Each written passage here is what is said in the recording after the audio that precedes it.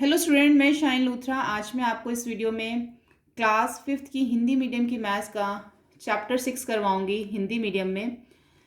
इसका नाम है मैं तेरा गुणनखंड गुणज टू मेरा, यानी कि आज हम गुणनखंड और गुणज ये समझेंगे ये क्या होते हैं। इसकी मैंने पहले से ही वीडियो अपलोड कर रखी है, गुणनखंड और गुणज क्या होते हैं। आप जाके चैनल में प्लेलिस्ट में जाके देख सकते हैं। बेसिक मैथ्स की जो प्लेलिस्ट है उसके अंदर आपको मिल जाएगी गुणनखंड और गुणज। वैसे मैं आपको इस वीडियो में भी इसमें सिखाऊंगी। तो सबसे पहले हम यहाँ से स्टार्ट करते हैं। इसमें एक चूहा और एक बिल्ली दे रखा है। भूखी एक बिल्ली है और एक कुंजन चूहे को पकड़ने की कोशिश कर रही है। भूखी बिल्ली कुंजन चूहे को पकड़ने की कोशिश, यानी कि कुंजन है जो कि चूहे को पकड़ने की कोशिश कर रही है। कुंजन अभी, अच्छा, ये भूखी बिल्ली है और कुंजन है चूहे का नाम। ठीक है, कुंजन अभी कहाँ है? 14 पर है और एक बार में 2 खाने कूद सकता है। ये जो कुंजन है चूहा, ये एक बार में 2 खाने कूद सकता है। बिल्ली 3 पर है और एक बार में 3 खाने कूद सकती है। ठीक है, अगर चूहा 28 पर पहुंच जाए तो वह बिल्ली से छिप सकता है। पता लगाओ क्या चूहा बच पाएगा? अगर चूहा 28 पे यहाँ पे पहुंच जाए तो बिल्ली से बच पाएगा, यहाँ से वो सीधा बिल में घुस जाएगा। तो पता लगाओ कि वो चूहा बच पाएगा। तो पहला मैंने जो इन्होंने प्रश्न पूछा है, वे खाने जिन पर चूहा कूदा, वो कौन कौन से खाने हैं? क्योंकि वो हर बार 2 खाने ले रहा था। ठीक है, 14 से 2 खाने 16, 16 से 2 खाने 18, फिर 20, फिर 2 22, फिर 2 24, फिर 26 और सीधा वो 28 पे आ जाता है और फिर वो यहाँ चला जाता है। ठीक है, उसके बाद जो बिल्ली है वो तीन तीन जो है वो खाने कूद रही थी। अभी वो 3 पे है, फिर वो 6 पे, फिर 9 पे, फिर 12 पे, फिर 15 पे, फिर 18 पे। 18 पे चूहा भी आया था, 15 पे, फिर 18 पे, फिर 21 पे, फिर 24 पे, फिर वो 27 पे आ जाएगा। अगर वो 3 खाने जो है बिल्ली जो है कूद रही है। वे खाने जिन पर बिल्ली और चूहा दोनों कूदे, वो कौन सा खाना है? देखो, बिल्ली भी आई थी 18 पे और चूहा भी आया था 18 पे। ऐसे ही 24 पे बिल्ली भी आई थी और चूहा भी आया था। देखो यहाँ पे मैंने जब चूहा का लिखा तब भी इसमें 24 और 18 है, और जब बिल्ली का लिखा तो इसमें 18 और 24 है, यानी कि दोनों इसमें ये कॉमन है। ये चीज़ दोनों पे है, इसका मतलब कि दोनों जो है इन खानों पे कूदे। वे खाने जिन पर बिल्ली और चूहा दोनों कूदे वो हैं 18 और 24। क्या चूहा बच जाता है? चूहा बच जाता है, हमें इसमें ये बताना है। हाँ, इसमें जो है वो चूहा बच जाता है, क्योंकि जब वो 18 और 24 दोनों पे कूदे तो वो दोनों एक साथ नहीं कूदे थे। पहले कौन कूदा था? पहले चूहा कूदा 18 पे, उसके बाद जब बिल्ली पीछे से आई वो कूदी। और यहाँ पे भी 24 से पहले चूहा कूदा, उसके बाद जब बिल्ली पीछे से आई फिर वो कूदी। तो जो चूहा और जो बिल्ली है वो दोनों जो है एक साथ नहीं कूदे, इसलिए वो जो है वो बच जाता है। हम यहाँ पे लिखेंगे हाँ चूहा बच जाता है, क्योंकि खाना जो 18 खाना है और जो खाना 24 है, उन दोनों खानों पर चूहा और बिल्ली एक साथ नहीं कूदे, इसलिए चूहा बच जाता है। अगर बिल्ली 5 से शुरू करके एक बार में 5 खाने कूदती है और चूहा 8 से शुरू करके एक बार में 4 खाने कूदता है, तो क्या चूहा बच पाएगा? अब बिल्ली कहाँ से शुरू करेगी? 5 से, और चूहा कहाँ से शुरू करेगा? 8 से। बिल्ली कितने खाने कूदेगी? 5, और चूहा कूदेगा 4। अब हम इसको देखते हैं। बिल्ली अगर 5 पे है तो 5 खाने के बाद वो कहाँ होगी? 10 पे, फिर 5 खाने के बाद 15, फिर 5 खाने के बाद 20, फिर 5 खाने के बाद 25। अब चूहा अगर 8 पे है, यहाँ पर 8 पे है, तो 4 खाने के बाद कहाँ होगा? 12 पे होगा। ठीक है, और 4 खाने के बाद कहाँ होगा? 16 पे, फिर 4 खाने के बाद कहाँ होगा? 20 पे, फिर 4 खाने के बाद कहाँ होगा? 24 पे। ठीक है, अब ये जो 20 है, अब इसमें जो 4 खाने के बाद वो कूदता है, और ये जो 20 है, पहले ही क्या होगा? अब देखो, पहले जब बिल्ली कूदी 5-5 खाने, तो पहले 10 पे आई, 15 पे आई, 20 पे आई।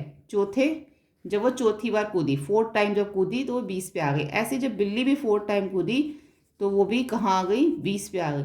यानी कि दोनों के दोनों जब उन्होंने चौथी छलांग लगाई, बिल्ली ने भी और चूहे ने भी, तो दोनों के दोनों एक साथ 20 पे आ गए।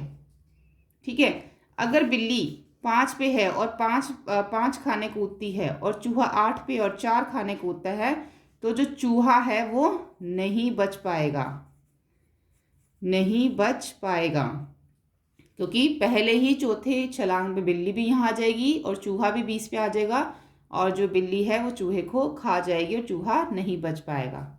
ठीक है, अब हम आगे देखते हैं मोंटो का इंतज़ार। अब मोंटो का क्या इंतज़ार है? मोंटो बिल्ली किसी के लिए इंतज़ार कर रही है। मोंटो बिल्ली का नाम है।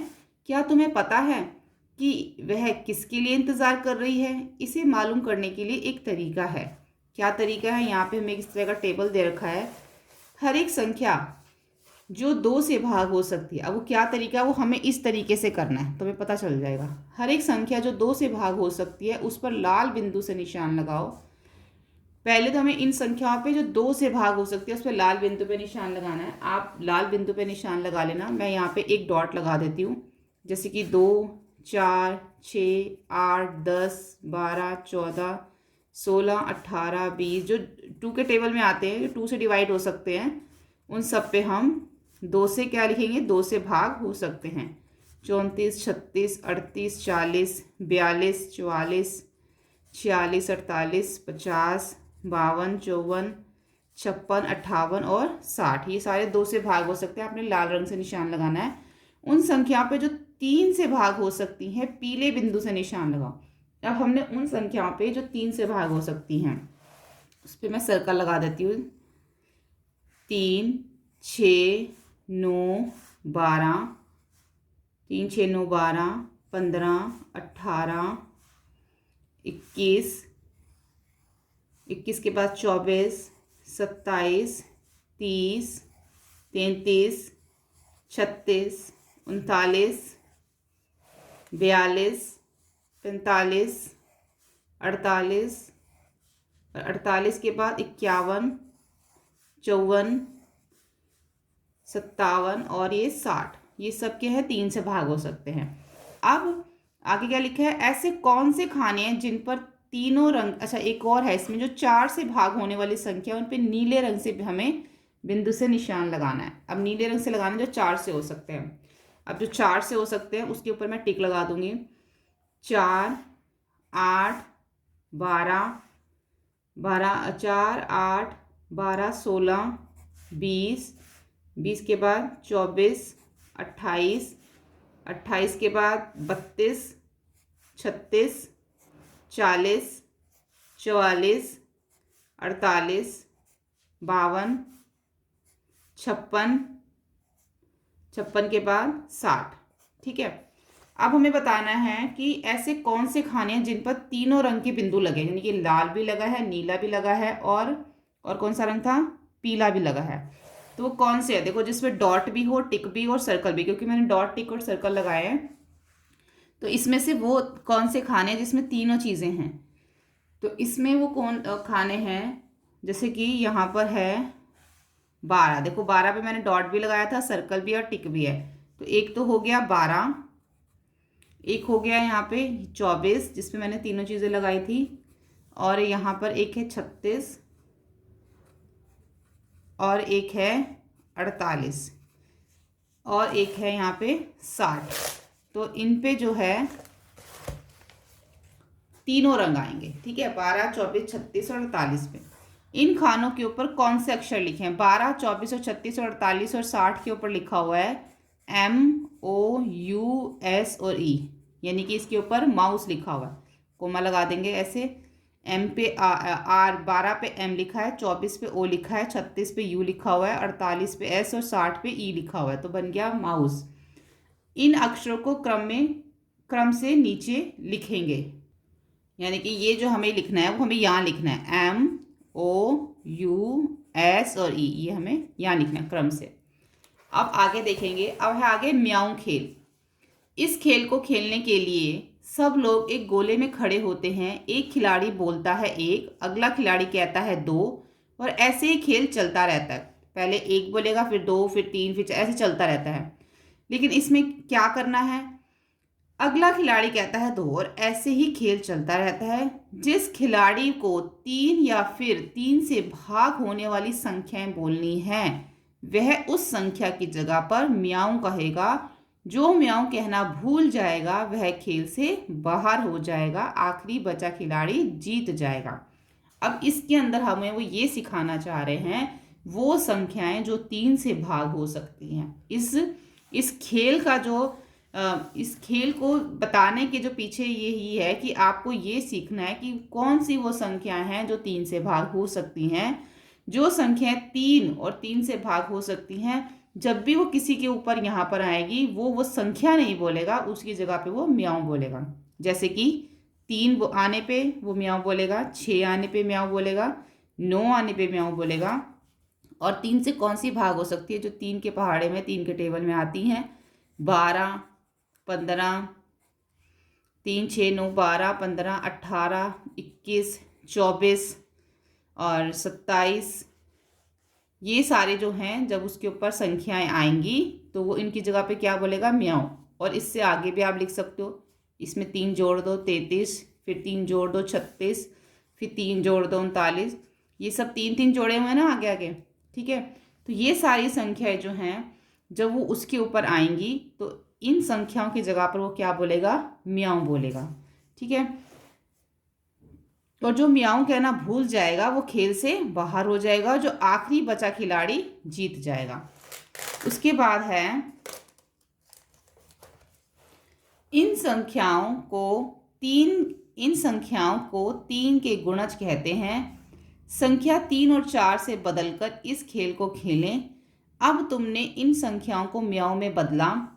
ये संख्या 4 के गुणज हैं, 5 के कोई भी 10 गुणज लिखो। अब यहाँ पे वो क्या कह रहे हैं कि हम इन संख्याओं को 3 के गुणज कहते हैं। किनको 3 के गुणज कहते हैं? ये देखो, ये जो है जो हमने यहाँ पे लिखा, जैसे कि 3 है। अब जो 3 का जो गुणज है हमें वो अगर बताना है तो क्या है, यानी कि वो कह रहे हैं कि ये जितनी भी संख्याएं हैं ये क्या हैं? ये 3 की गुणज हैं। कैसे हैं ये 3 की गुणज? देखो, अगर हम पहले 3 ही ले लेते हैं तो अगर मैं 1 और 3 को गुणा करती हूँ आपस में तो क्या आता है? 3। यानी जो 3 है वो 1 का और 3 का क्या है? गुणज है। 3 एक गुणज है। अब मैं उसके बाद 6 ले लेती हूँ मान लो संख्या।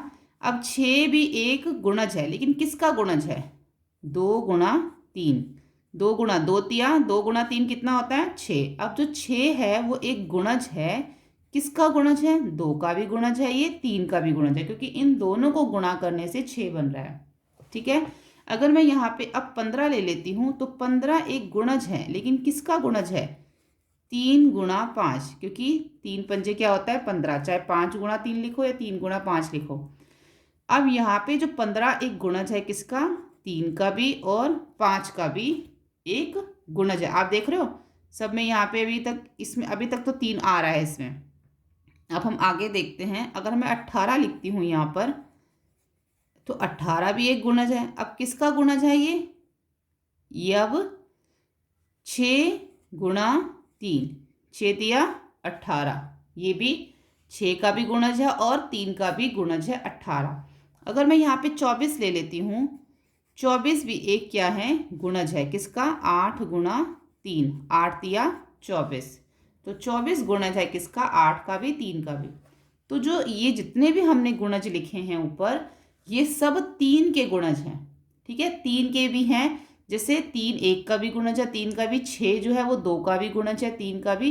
तो 3 आप देख रहे हो सब में आ रहा है, इसलिए उन्होंने लिखा कि हम इन संख्याओं को 3 के गुणज कहते हैं। हम इन सब संख्याओं को 3 के गुणज जो है वो कहते हैं।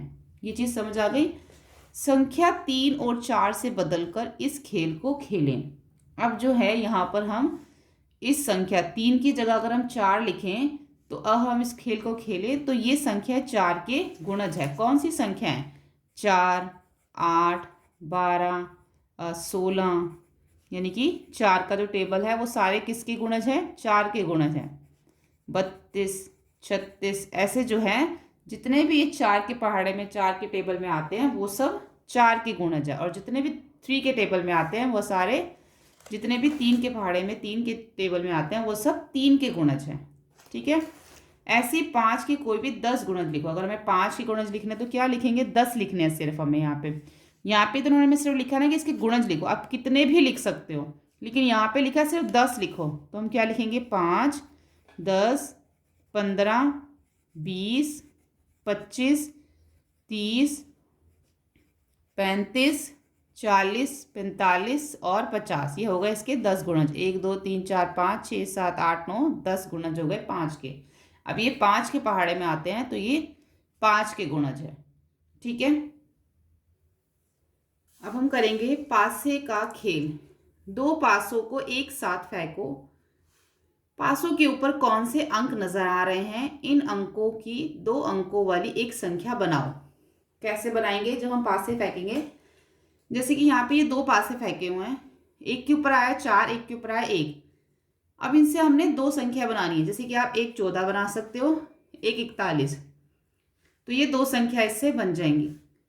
अगर यह संख्या गोले के बाजू में लिखी गई संख्या का गुणज है, गोले के बाजू में यहाँ पर नीचे, तो तुम उसे गोले में लिख सकते हो। अब तुम्हारे दोस्त की बारी है, जो 10 बार से ज़्यादा संख्या लिखेगा वह जीत जाएगा। तो ये दोनों क्या करते हैं, पासे फेंकते हैं। और जब पासे फेंकते हैं तो मेरे पास 3 और 2 हैं। अब उसने क्या बनाया, 3 और 2 से 23 बनाया। तो वह किसी भी संख्या का गुणज नहीं है। 23 तो किसी भी संख्या का गुणज नहीं है, यानी कि 23 किसी के भी टेबल में नहीं आता, इसलिए मैं 32 बनाऊंगा। तो फिर उसने 3 और 2 से 32 बनाया, जो कि 4 का गुणज है, और उसे लाल गोले में लिख दूंगा क्योंकि 4 का गुणज क्या है, 32। ऐसे ही आपको भी जो है इसमें क्या करना है, इसमें पासे फेंकने हैं, और पासे फेंकने के बाद जो भी नंबर आते हैं 2, आपने उसको क्या करना है, उससे 2 नंबर बनाने हैं। जैसे कि ऊपर इसने 3 और 2 से 23 और 32 बनाया, हमने ऊपर 4 और 1 से 14 और 41 बनाया।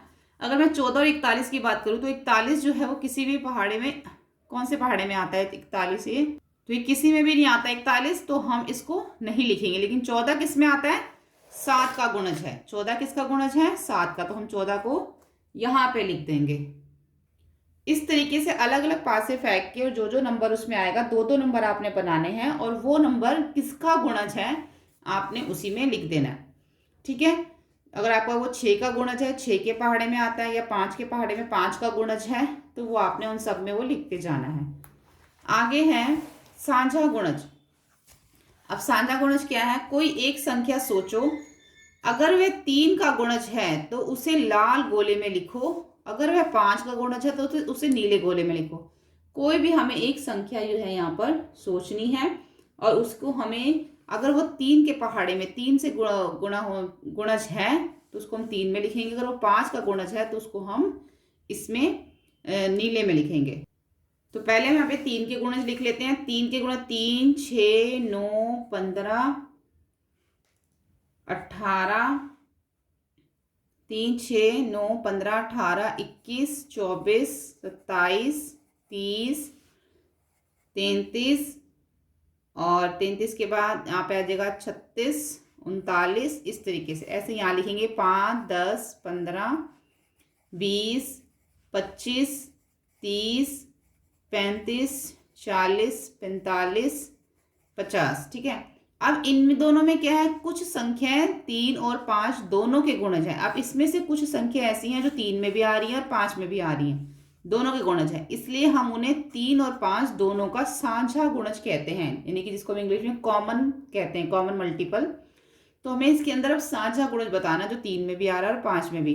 तो 3 और 5 में जो आ रहा है वो है 15, तो इसका जो है वो साझा गुणज 15 हो गया। और 3 और 5 में जो आ रहा है वो आ रहा है 30, तो 30 भी इनका साझा गुणज हो गया।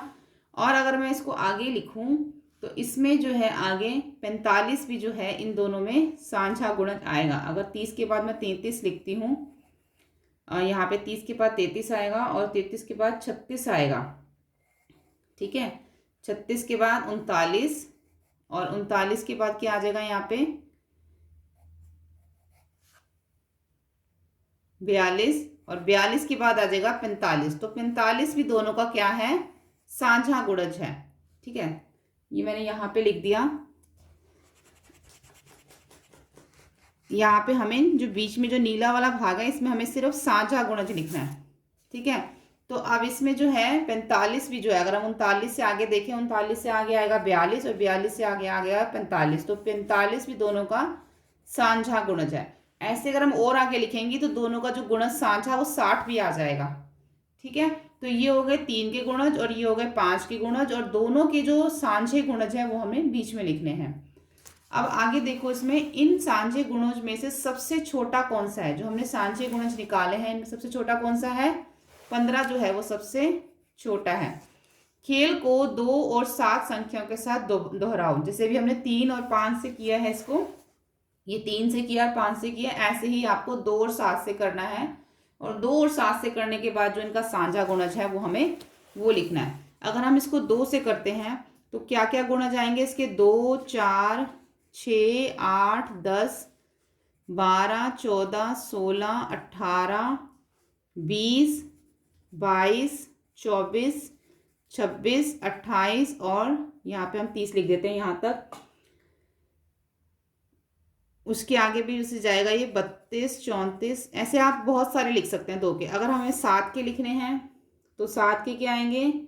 7 का आएगा 7, 14, 21, 28, 35, 42, 49, इतना ही लिखते हैं। ठीक है, क्योंकि अभी तक हमने 34 तक लिखा है। अब इसमें से सांझे निकाल लो जो दोनों में आ रहे हैं। अब दोनों में 14 भी आ रहा है, ठीक है, यहाँ पे 14 लिख दो, और दोनों में 28 आ रहा है तो यहाँ पे 28 लिख दो, और दोनों में जो है वो क्या आ रहा है? 42 आएगा। अगर मैं 34 से आगे करूँ तो दोनों में 42 भी आएगा, तो दोनों में 42 आ रहा है।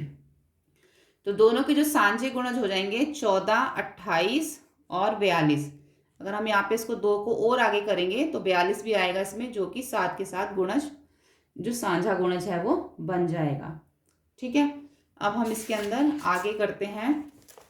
अब खेल को जो है 4, 6 और 5 के गुणज को गोलों में रख के फिर से खेलो। यहाँ पे अब हमने 4 के गुणज लिख लेने हैं, 6 के लिख लेने हैं और यहाँ पे 5 के गुणज लिख लेने हैं। और जो इनके पास इनके जो सांझे गुणज हैं वो हमने इनके बीच में लिखने हैं। 5 और 6 में कौन से सांझे गुणज तुमने हरे भाग में लिखे हैं? जो 5 और 6 के जो सांझे गुणज है वो 6 में लिखेंगे, और जो 4 और 6 के सांझे गुणज है वो हम नारंगी में लिखेंगे, और जो 4 और 5 के सांझे गुणज है वो हम इसमें इस वाले रंग में जो है वो लिखेंगे। ठीक है, और कौन से रंग वाले भाग में तुमने 4, 6 और 5 के सांझे गुणज लिखे हैं? और जो तीनों के सांझे हैं वो हमने कौन से रंग वाले भाग में लिखे हैं वो हमें इसके अंदर बताना है। तो सबसे पहले हमें क्या करना होगा? पहले हमें 4 के गुणज लिखने होंगे, 6 के और 5 के। पहले हम तीनों के जो है वो गुणज लिख लेते हैं। तो 4 के गुणज कौन से हो गए? 8, 8 और 16, 4 दूनी 8, 16, 20, 24, 28 और 32, 32 के बाद 36, 36 के बाद 40, 44। अभी मैं इतना ही लिखती हूँ इसमें, आगे भी हम इसमें और भी लिख सकते हैं। 6 में हमने लिख देते हैं 12, 18, 24, 30, 36, 42, 48। अभी हमने सबके यहाँ पे इसके 11 गुणज लिख दिए, ये 10 गुणज है, ये भी 10 गुणज है। अब जो 6 और 5 में जो सांझा गुणज है वो हमें हरे रंग में लिखना है, जैसे कि यहाँ पे लिखा था। तो 6 में और 5 में जो सांझा गुणज है वो आएगा, पहला है हमारा 30। अभी जब जितने हमने लिखे हैं उसमें सिर्फ पहला 30 है।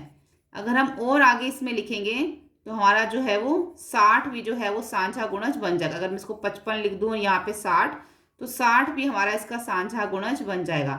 अगर मैं उसमें और आगे लिखूंगी तो इसके अंदर जो है हमारा 90 भी हमारा दोनों का सांझा गुणज आ जाएगा। अगर मैं इसको भी आगे लिखूँ और इसको भी आगे लिखूँ। अब जो हमें 4 और 6 का जो सांझा गुणज है वो हमें नारंगी भाग में लिखना है। तो 4 और 6 का सांझा गुणज हमारा जो बनेगा, यहाँ पे 4 दूनी 8 और 4 3 12, 12 भी आएगा जो मैंने यहाँ पे नहीं लिखा। तो दोनों का जो सांझा गुणज है वो 12 बनेगा। और 12 के बाद और कौन सा सांझा गुणज बनेगा इसके अंदर, वो हम देखते हैं। इसके अंदर 24 भी है, दोनों का सांझा गुणज बन रहा है। और कौन सा है? 36 भी है, दोनों का सांझा गुणज जो है वो बन रहा है। अगर इसमें और आगे लिखूं तो इसमें एक 48 भी आएगा जो दोनों का साझा गुणज बन जाएगा। ठीक है, तो यहाँ पे मैं 6 और 5 का साझा गुणज लिखने के लिए बोला था और 4 और 6 का, 4 और 5 का साझा गुणज लिखने के लिए हमें नहीं बोला। आगे लिखा है कौन से रंग वाले भाग में तुमने 4, 6, 5 के सांझे गुणज लिखे हैं। अब हमें 4, 5 और 6 तीनों के जो है सांझे गुणज लिखने हैं। कहाँ पे, वो हम यहाँ लिखेंगे। ये कौन सा रंग बताया हुआ है, ये जो है रंग है, ये इस रंग को हम कत्थई रंग जो है वो लिखेंगे कि हमने कत्थई रंग में तीनों के जो है वो सांझे गुणज लिखे हैं। अब तीनों के जो सांझे गुणज है वो क्या बनेंगे, वो मैं यहाँ बाहर लिख देती हूँ, यहाँ पे स्पेस बहुत कम है।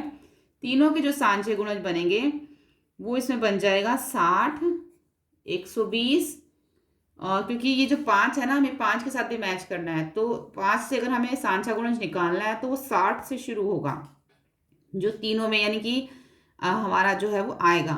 और हाँ, 60 आएगा, 120 आएगा, 180 आएगा और 240 जो है वो तीनों का सांझा गुणज बनेगा जब हम इसको और भी आगे करके लिखेंगे। ठीक है, 4, 6 और 5 का सबसे छोटा सांझा गुणज कौन सा है, तो सबसे छोटा जो इनका सांझा गुणज है वो है इनका 60, सबसे छोटा। ठीक है, तो 60 जो है वो इनका सबसे छोटा सांझा गुणज है। अब यहाँ पे हमें एक पहेली दी हुई है। अब ये वाला जो प्रश्न है और जो इससे आगे का है वो हम नेक्स्ट वीडियो में करेंगे। अगर आपको ये वीडियो हेल्पफुल लगे तो प्लीज़ आप इसे लाइक, शेयर एंड इस चैनल को सब्सक्राइब करें। Thank you.